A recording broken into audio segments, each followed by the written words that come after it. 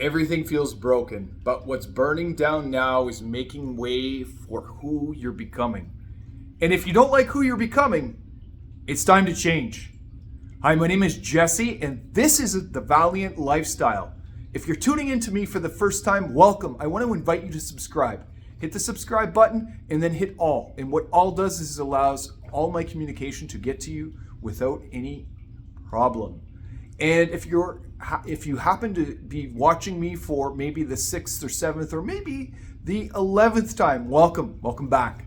So in this episode, we're going to be talking to you're not failing, you're growing through fire. You're not failing, you're growing through fire. Yes. All right. So pain isn't proof you lost. It's proof you're alive. See, the pain that I feel is in my frame every now and then is that of what I feel I'm growing through. What does that all mean? See, when I have various conversations with my wife, when I talk to my kids, when I have made amends with some of my friends and even family, let's be honest, family can be some of the roughest sometimes.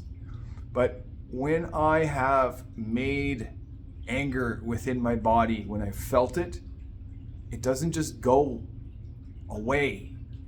It gets stuck sometimes. And that pain in my frame has been caused by the knots in my thoughts. And what I've done to do that, well, it's proof that I am a living being. I'm growing, but it's time to let that stuff go. And in moments I have felt where, well, what's in my back? If it's been in my back, it's been in my past, and I can't reach back there, so it's time to let that go. And I do. Burn brings clarity. Burn brings clarity. What falls away, reveals what you truly stand for. I have friends within my life. I have friends that I've lost within my life. I have friends that have faded away as friends, and that's okay. The plan, the universe, consciousness, purple monkey dishwasher, God has for me is that people come into my life within the integral parts of what is needed.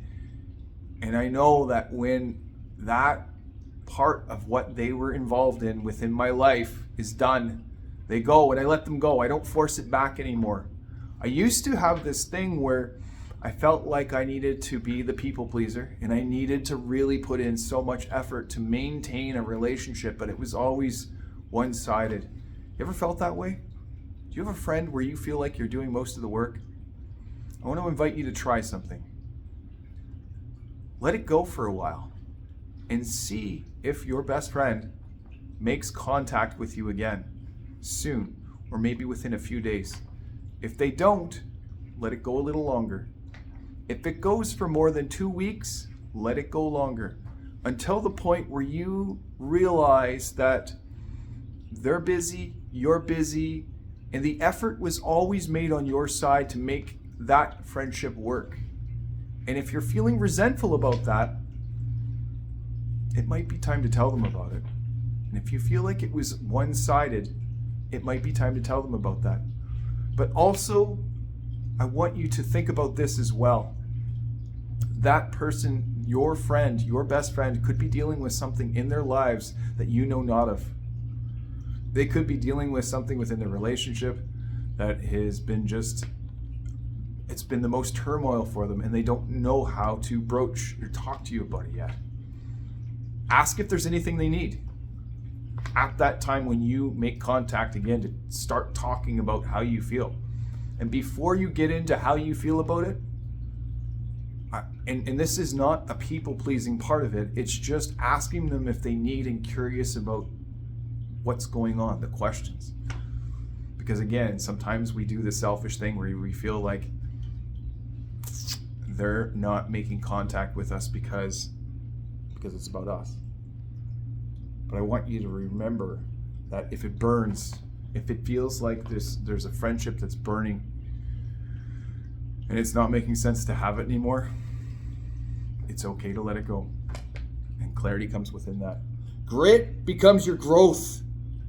Man, grit becomes your growth. Why? Because the harder the pressure, the stronger your roots. The harder the pressure, the stronger your roots. Why is that?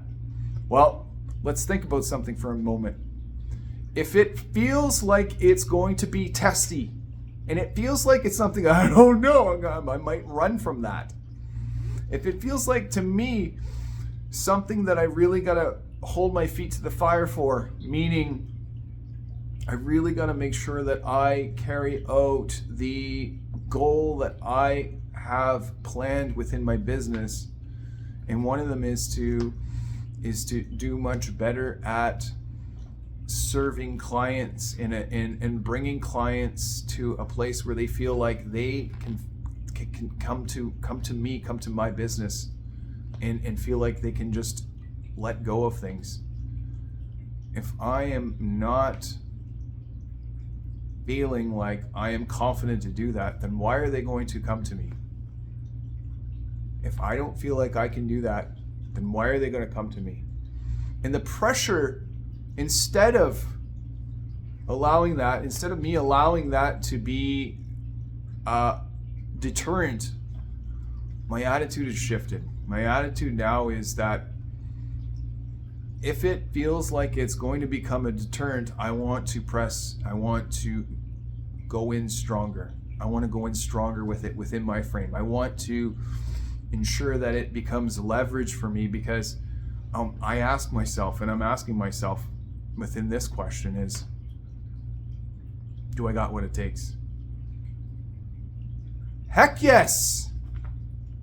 Heck yes! It's going to be difficult for me at times. It's going to be difficult for you. But if we as men are always running from something that's difficult, guess what that signals to our family? Never mind our family. Guess what your wife thinks about that, your partner, your significant other, your spouse. Guess what they think about it? Innately, the female, the divine feminine, innately doesn't feel that you're safe. And guess what happens? There's a polarity shift. It feels like you're not safe. It feels like you can't be trusted. So it's up to us to really dig in to figure out what that means. And I'm not immune to that. Like, I deal with this within my relationship every now and then with my wife, and it's okay. Those are reminders of what I got to do, what I ought to do. And it brings about stronger roots. I had this wonderful opportunity this past weekend with my wife to grow our relationship. And what I did was I just allowed her to do, and I let her do her feminine thing, which was to help organize my product, was to help organize some of the things that I'm really good at doing. I'm already really good at doing, but she is even better. There's things that she's better at than I am, and I go, I can let that happen. I can trust that she's going to do that to the best of her ability. And when I realized that this past weekend, and make no mistake about it, she's not a charity case. This is not what I'm saying here. What I'm saying is within my relationship and what I learned from that after just allowing that to happen, allowing her to do that versus fighting it, I realized that there is a newfound trust in myself. I trust myself. It's a mirror. And sometimes the pressure to let go is so great. But as men, we got to let go, because sometimes that might be the straw that breaks the camel's back. Meaning it's going to be the thing where you're going to fuse like a pop valve, and if you don't allow it to happen, and you don't trust it to happen, it becomes resentment and anger.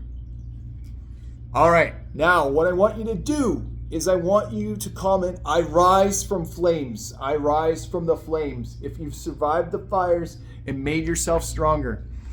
And make no mistake about it, men, I'm calling you out, because there's some of you that feel like this video is a little intimidating for you, and it should be. And that should be the pressure within you. That should be the leverage that you use to really dig in and go, you know what? I'm not going to let this bother me. And Jesse, Coach Jesse, means well in what he says, and he's actually telling me this is actually my sign that I've got to do something. I've got to change. Otherwise, it's not going to be the thing that I want to become. And I'm going to go through this meaningless fire and burn myself out. Let that sink in. Are you already tired, exhausted, and burned out? It's not your work. It's not your spouse, your wife, your kids. It's not just what you're eating. It's you! It's your inability to prioritize and time manage your life for you. Take time for you. That's why you're burned out. I know I was. And every now and then I get to remember what that's like, to feel burned out and exhausted because I have mounted little pockets of anger not taking me time for me every morning. And the first win of the morning has got to be for us men. Getting up, getting out of bed, doing some sort of exercise routine, breath work, whatever it is, and showing ourselves that we are the priority.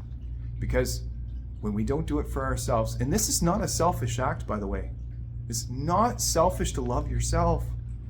And by that I mean humbly love yourself. Check in with yourself. It's harder to love somebody else when you haven't unpacked and done it for you first. How do you know how to do it for others if you haven't done it for yourself? There's no template. Maybe there is. Maybe you've done this, and maybe you've showed evidence of that to yourself. Maybe you remember as a little boy, or even several weeks ago, where you got up early, you got dressed, you had a shower. Oh, you felt so good.